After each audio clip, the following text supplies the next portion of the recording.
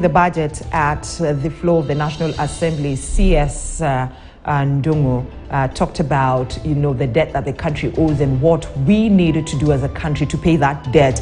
And getting out of that debt trap is something that the country needs to know and understand. So talking about that, in connection to that, actually, sorry for that, I'd like us to cruise over to a sister station, that is Spice FM, that is led by Eric Latif.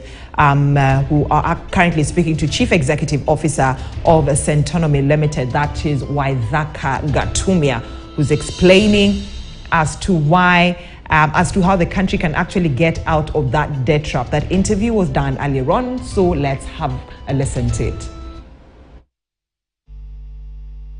With Waithaka Gatumia, CEO Centonomy, you're talking about managing your finances and building your wealth so that you have the ability to live the lifestyle that you want without needing to get up to go to work.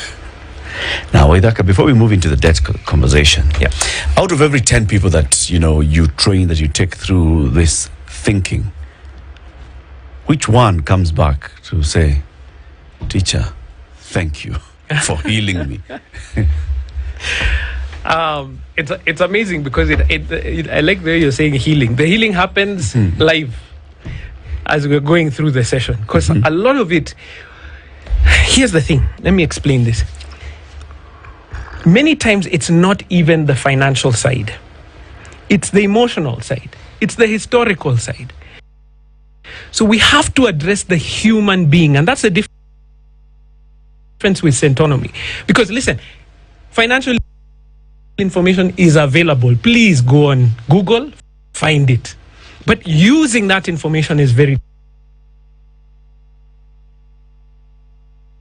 because you have to come from the perspective of, why do I do the things that I'm doing?